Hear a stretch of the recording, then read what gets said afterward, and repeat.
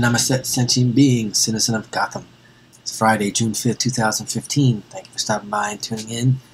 Work week is over. Woohoo! Thankfully, right? Yay, another week of slave labor gone. Nevertheless, blacklisted news, land of the unfree, police and prosecutors fight aggressively to retain barbaric right of civil assess forfeiture. This ought to be interesting. Efforts to limit seizures of money, homes, and other property from people who may never been convicted of a crime are stalling out amid a wave of pressure from prosecutors and police.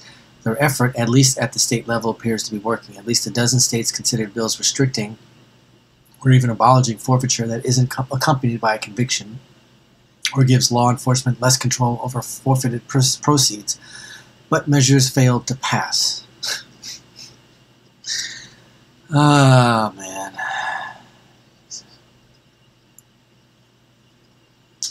Yeah. The fact that civil asset forfeiture continues to exist across the American landscape despite outrage and considerable media attention is a good example as any of how far fallen and uncivilized our so-called society has become. It also proves the point demonstrated in a Princeton University study that the U.S. is not a democracy and desires of the people have no impact on how the country is governed. So now it's time for me to digress. Well,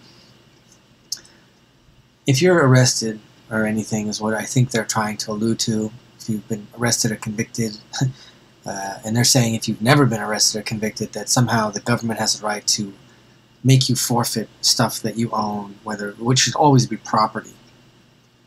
So if you have a condo or a co-op or if you own any land, the government already pretends that you own it, but the bottom line is you pay property tax, so no one owns anything in this world, period. You can think you own it, but you don't. And on top of that, you can own living things like birds and cats and dogs, but you don't own them because one person can't own another living being. Although that's what slavery was about, and that's what our government is about. Because the United States is a corporation. If you don't know that, look it up. The entire United States, all 50 states, we're corporatized. We're not 50 free states. We're a democracy, which is bipartisan by its very definition, which is insular, and it's not a republic. You have two sides to choose from, which are always the lesser of two evils, and they're all playing the same role, playing the same game. The game is rigged. We're people on the outside are watching it, and we're a participant because it's affecting us, but we have nothing to do with it because they do what they want to do. So there's no reason why any government should be taxing us, first of all. Why we work for enslaved fiat money systems, just brain damage to me. Why people feel money is important, why people feel that philandering is important, that going out and buying tons of stuff and showing how much money you have, and people are attracted to people that make money and are so-called success in life. And some of these people are smart and they make a lot of money off that for being I wouldn't say wisdom, but being I would say a smart ass, knowing certain things and being well versed in certain things that they parlay to make money, and most of it's at the expense of other people that are around them, which is why if you've ever worked in any type of corporate America, they call it cutthroat, because it's all politics, and politics is by very definition cutthroat. You chop someone at the knees to get ahead of them. You take people's ideas, their concepts, their tenets. You apply them your own way, meaning you just pretend that they're your own, and you get promoted and get raises for that, and you don't even look back at the person who helped you or the person you stole that from. And usually, like that expression is, nice people finish last. It's usually nice guys finish last, but it should be nice people. And it's unfortunately very true. If you're a nice person and you're honest and you're caring and giving, and you want to help other people, you finish last in the sense that you have everyone else take advantage of you because they view you as stupid, naive, a little bitch, so to speak, and they take advantage of that. And then you're standing there, basically, as I always say, with your thumb up your ass, going, "Wow, this is amazing. I'm a good person. I don't screw anyone over. I come in and do my job. I care about what I'm doing, and I just get stepped over left and right." Meanwhile, this person comes in, they suck someone's ass, they kiss someone else's rectum, and they bend over here and there, and all of a sudden they're promoted and have a better pay rate than I do. And why is that? Because they placate to people. And if you don't do that, and you don't entertain, you don't kiss someone's ass, so to speak, you don't get anywhere, unfortunately. It's very disgusting. And that's why it's politics. That's why there's politics everywhere. So for the government to tell you what you can and can't do is a joke anyway. But for them to be able to see shit because you've been convicted or not convicted, I don't understand why they feel like everything else they can just do that. And the fact is that this bullshit democracy, and as it was just mentioned in this last sentence about the USA is not a democracy because we have no impact, meaning the citizens or civilians, is true. But that I would also argue is because it's a democracy, because it is a bipartisan system. It's just run by the same people that are on both sides, which don't involve us, which is we're the republic.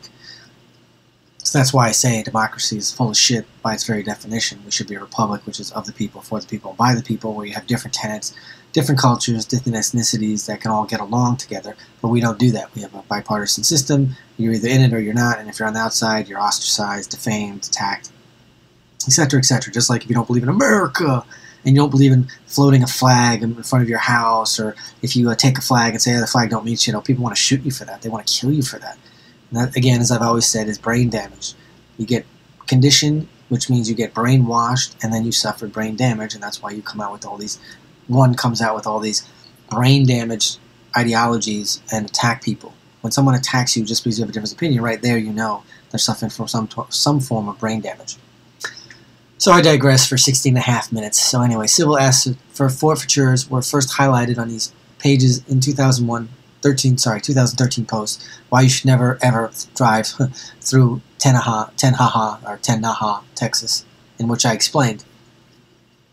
In a nutshell, civil forfeiture is the practice of confiscating items from people, ranging from cash, cars, even homes, based on no criminal conviction. Does that make any sense? Or charges. Merely suspicion. Right. That makes sense. Yeah, that's brilliant. That's brilliant. Brilliant ideology. This practice first became widespread for use against pirates. Yeah, pirates, mind you, pirates. Which, again, as I've explained, is our whole entire judicial system, which is based on maritime law. It's not based on land law. The whole judicial system that we go, oh, the law, the free, and land of the brave, and oh, we got to do our jury duty because that's our response. All bullshit. You don't know about law. It's maritime law. It has nothing to do with land law. So we're carrying out laws that are pertaining to the sea, which is why a captain at sea can marry people. On land, they can't do shit, but on the sea, oh, they're a big deal on wheels. But yet we've taken the entire judicial system that's maritime law and supplanted it onto the land, and people don't know that. Amazing. Man, I'm getting tired of reading stuff like this, man. It's just disturbing reading this stuff. The practice first became widespread for the use against pirates as a way to take possession of contraband goods, despite the fact that the ship's owners, in many cases, were located thousands of miles away and couldn't easily be prosecuted. As is often the case, what starts out reasonable becomes a gigantic organized crime ring of criminality, particularly in a society where the rule of law no longer exists for the elite. Yeah, of course. Because why? Because they set the laws. They pay to have the laws set and get the tax breaks. That's why every president comes in and says, oh, I'm going to make the rich pay more taxes. And every time they do it, rich pay less and less taxes. They almost pay no taxes. And even if they do, they go, well, I make, $15 million, $50 million a year, and we had to pay $2 million in taxes. What the fuck is $2 million compared to the $50 or $100 million you made? It's nothing. And you make that back in interest, so you're not losing any money. But yet these people go, I lose money. Well, literally they're losing money. Are they really, figuratively really losing money? No. It's all literal in the sense, yeah, you literally lost money because I paid taxes. But if you look at their overall wealth, you look at all tax breaks they got, they actually made more money. So it's just this insane bullshit that goes on and on and on. As often the case, what starts out reasonable becomes a gigantic organized crime ring of criminality, particularly in a society where the rule of law no longer exists for the elite. Yet anything goes when it comes to pillaging the average citizen. Yes, that's right. Like I said, citizens have the choice of being sodomized with or without KY. That's what it breaks down to. You want it lubricated or not? That's your choice in life. One of the major reasons these programs have become so absurd is that the police departments themselves are able to keep much of the confiscated money. That's some funny shit, right? I mean, it's not funny, but that's crazy, right? All these cops that arrest all these people and take all their drugs, and we destroy the drugs. That's bullshit. They don't destroy the drugs. Half the fucking officers are fucking drug addicts, man. You know how many officers I've known that admitted to me that they're coke addicts? Can't even tell you, and I'm telling you straight up. They take these drugs, take them and use them and sell them back to the drug dealer for money. So they arrest them, they threaten, they put them in jail, and then they get back out and say, we'll sell you back your drugs, and they make money that way. It's disgusting, right? So they actually have a perverse incentive to steal. Yes, they do. As might be expected, a program that is often touted as being effective against going after major drug pens bullshit actually targets the poor and disenfranchised more than anything else, of course. That's why it was made to do. That's what it was made to do, rather. Civil assessed forfeiture and state-sanctioned theft. There's no other way around it. The entire concept violates the spirit of the 4th, 5th, and 6th Amendments to the Constitution, which doesn't mean shit today. In case you have any doubt, the 4th Amendment, the right of people to be secure in their persons, houses, papers, and effects against unreasonable search and seizure shall not be violated, and no warrant shall issue but upon probable cause, supported by the oath of affirmation, and particularly describing the place to be searched and the persons or things to be seized. What that means is cops cannot search your person or property if they come up to you and want to, or once they arrest you, it's different, but they go up to kids, teenagers and stuff, and rifle through their pockets. They want to talk to you. They put them against the wall. Have the kids put their hands up. Sometimes they even handcuff teenagers and they rifle through their pockets. That's all illegal. It's a violation of your rights.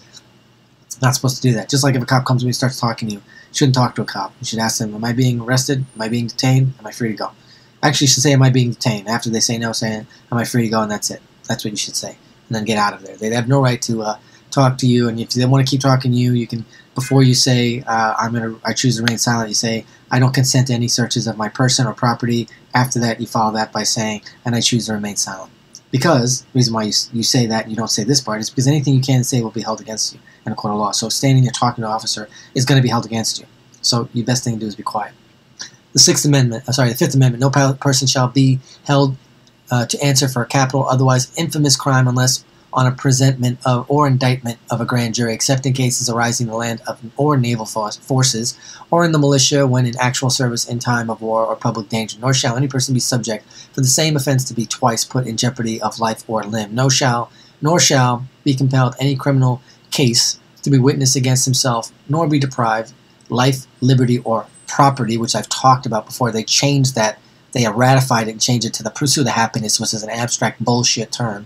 Because if they left the property, then when you own your property, you own it. You don't have to pay taxes. But they changed the law so they could tax you on the property that you so-called owned. Without due process of law, nor shall private property be taken for public use without just compensation. Well, that's bullshit, because that's what the whole thing about bullshit forfeiture is, and that's also public domain where they come and just take your property. So they violate everyone's 5th right on that. Not to mention, you don't want to incriminate yourself. 6th Amendment, in all criminal prosecutions, the accused shall enjoy the right to a speedy and public trial, but by an impartial jury of the state and district wherein the crime shall be committed, which district shall have been previously ascertained by law, and to be informed of the nature and cause of the accusation, to be confronted with the 5th, to be confronted with the witness against himself, to have compulsory process for obtaining witnesses in his favor, and have to have assistance for counsel for his defense. Have the assistance. That's talking about if you can't afford attorney, one will be provided for you by the state, which is usually some bullshit attorney who doesn't give a shit about you. Because all attorneys want money. They don't care about people. They get into being attorney for money, just like doctors get into it to make money. It's not about, oh, I want to help people. You want to help people, then why don't you make $20,000 a year? Donate all your time. Oh, no, I gotta do that.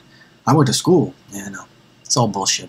Civil asset forfeiture is a civil rights issue and should be seen as such by everyone. Just because it targets the entire population as opposed to a specific race, gender, or sexual orientation doesn't make it less important. Very important statement. The problem with opposition in America today is that people aren't seeing modern battles line clearly. They're not seeing modern battle lines clearly. The greatest friction and abuse occurring in these United States today comes from the corporate fascist state attacks against average citizens, and that is on a daily basis.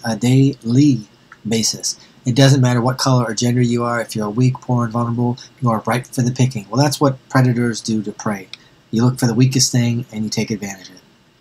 Until people see the battle lines clearly, it will be very difficult to achieve real change. Most people are divided and conquered, which is the old Hegelian dialectic, along their superficial little tribal affiliations, and they completely miss the bigger picture to the peril of society. Which is why women will support Hillary, that fucking cunt that she is, excuse my language, just because she's a woman. She's a fucking reptile cunt.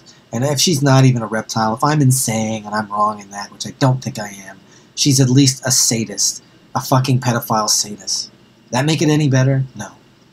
Not caring in the least that she is a compromised, corrupt oligarch stooge, who's a fucking cunt, I would add. Anyway, did I say she's a cunt? Anyway. In case you have any doubt about, sorry for women are listening, I know they don't like that word, but that's what she is, sorry. Just like if you're a guy, you're an asshole or a piece of shit or a scumbag or whatever, same shit. In case you have any doubt about how little your opinion matters, and well, I know it doesn't matter, when it comes to the rights of police to rob you blind, read the following excerpts from Wall Street Journal. Efforts to limit seizure of money, homes, and other property from people who may never be convicted of a crime are stalling out amid a wave of pressure from prosecutors and police. Read the sentence over and over again until you get it. Is that a free country? No, it is not. Critics have taken aim at the confiscatory powers over concerns that authorities have too much latitude and often too strong a financial incentive when deciding whether to seize property suspected of being tied to criminal activity.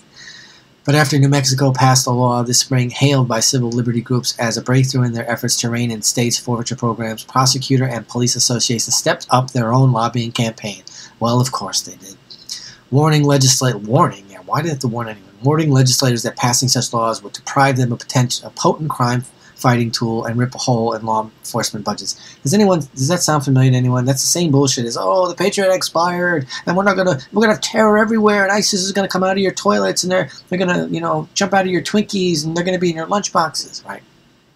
All fear-mongering. The effort, at least at the state level, appears to be working. At least a dozen states consider bills restricting or even abolishing forfeiture that isn't accompanied by the conviction or gives law enforcement less control over forfeited proceeds, but most measures fail to pass. Well, isn't that nice? Why? Because they're paid to pass the laws for the elite. What happened in those states are corrupt. Which are the corrupt? I mean, elite implies corrupt. In those states is a testament to the power of law enforcement lobby, said Scott Bullock, senior attorney at the Institute for Justice, libertarian-leaning advocacy group that has led a push for laws giving property owners more protections. It seems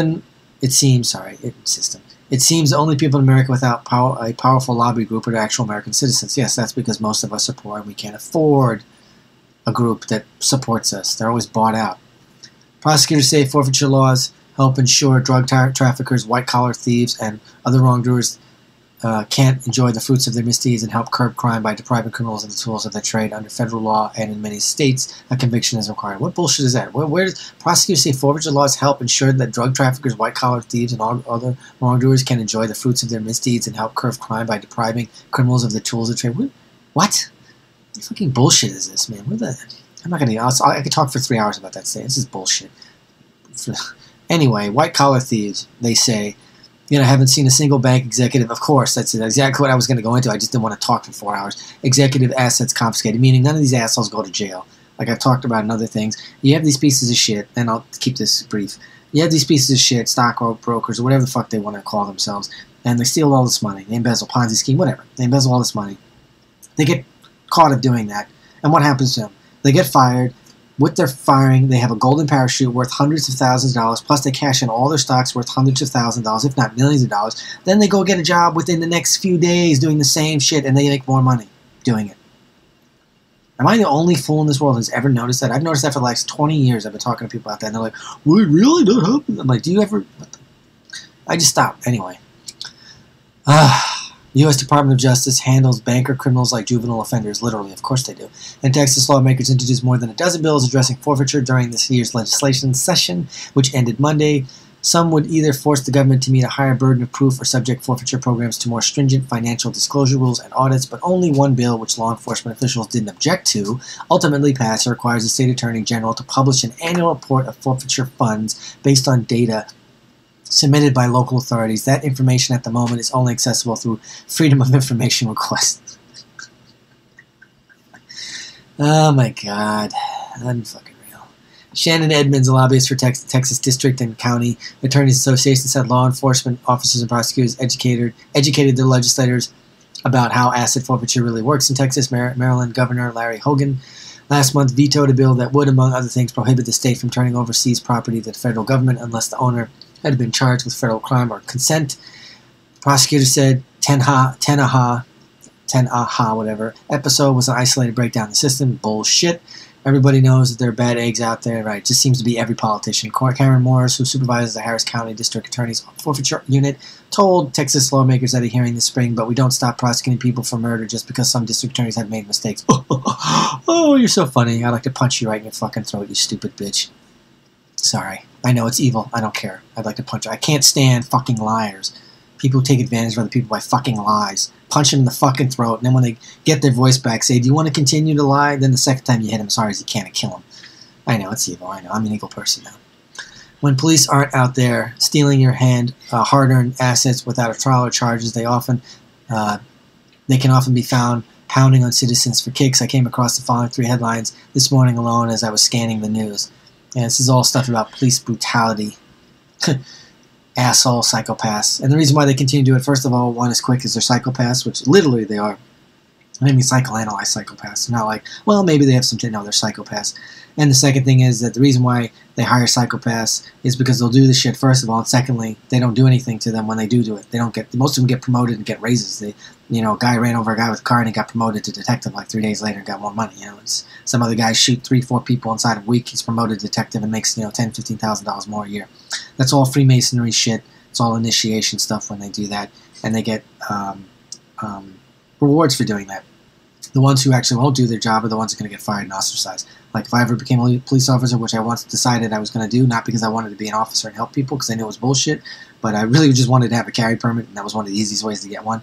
I wouldn't have lasted. I probably wouldn't have got through boot camp, because I would have told the officer yelling, screaming to go fuck himself in front of everyone. And they would have put his hand on me. Well, whatever. I might have got my ass kicked, but I would have done something about it. I wouldn't just stay there.